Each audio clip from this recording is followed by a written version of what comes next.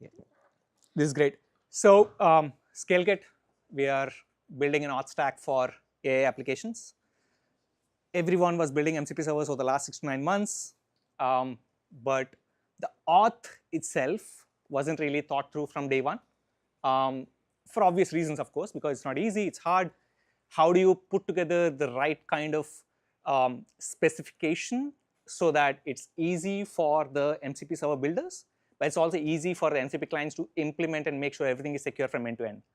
So when the OAuth as the protocol that's formalized around 4 months or 3 months back is still extremely confusing on, hey, how do you implement OAuth? Because there are a lot of archaic components of OAuth like DCR and Pixie were made part of the spec itself. So it's not easy for every application engineer to actually build the authorization layer for the MCP servers. MCP servers are pretty easy to build, what with fast API, fast MCP and all that.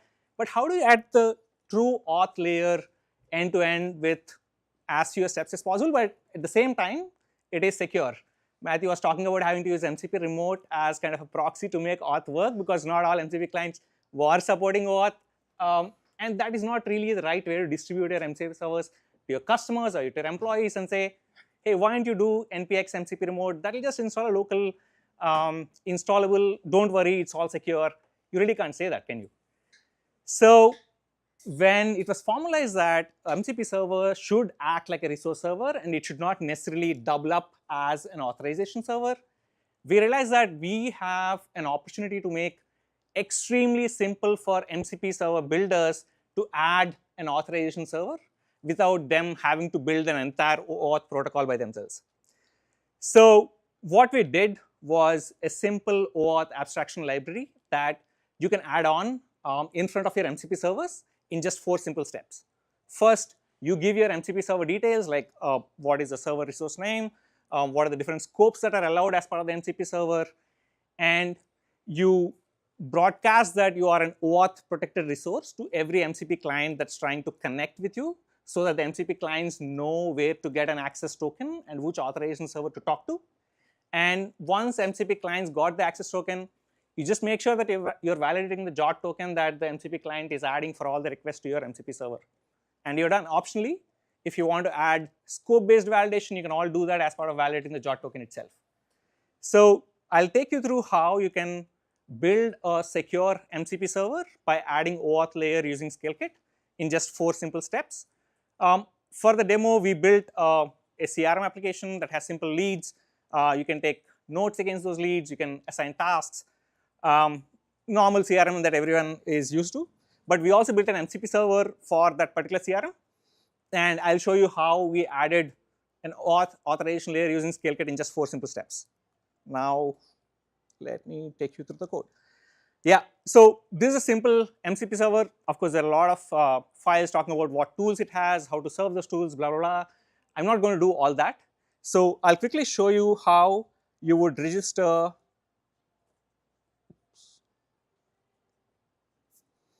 register a CRM server in the ScaleKit dashboard by giving a unique resource identifier and saying, I allow DCR for this resource server, these are the scopes that I want to associate, and all you would get is a simple metadata information that you can serve at a well-known URL, and technically your MCP server is OAuth ready.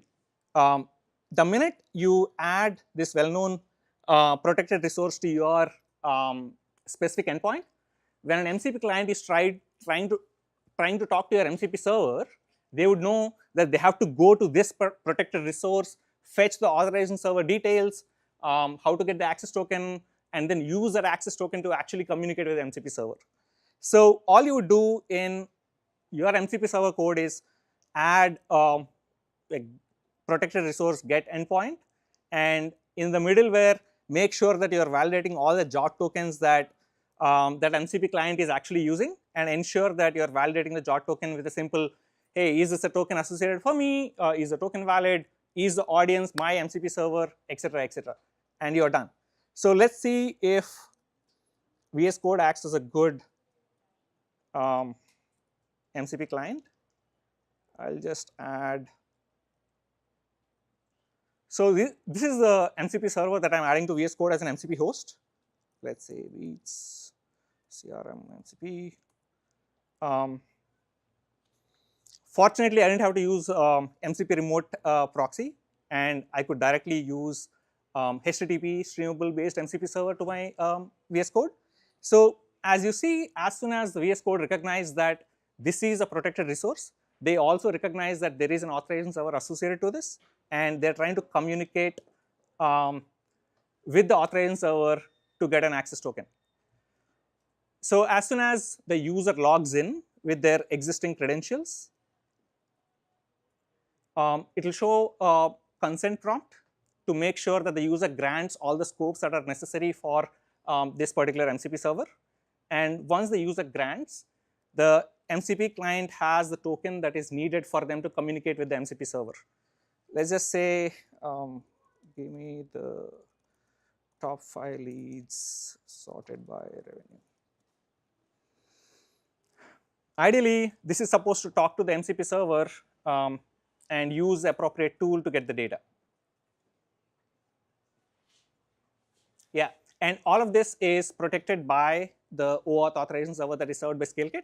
And you as an MCP server builder, all you had to do is communicate to the MCP client that you are an OAuth protected resource. And from then on, ScaleKit will handle how to communicate to give the access token to the MCP client. MCP client will use the access token to communicate with you. And your MCP server would validate whether the JOT token is correct or not. And then based on that, serve the appropriate resources. So we actually are making sure that everyone has to build MCP servers, like Tobin has mentioned. Just make sure that you are adding a secure auth layer to the MCP server. Don't ask your customers to use MCP remote or any other proxies. Make sure that it is as easy for you to distribute your MCP servers by just giving them a URL that they can add to any MCP client that they would want to. It can be VS Code, Cloud Desktop, Cursor, doesn't matter, whatever they're using, including Goose. Yeah, that is ScaleKit. Deploy auth for your MCP server in 4 simple steps.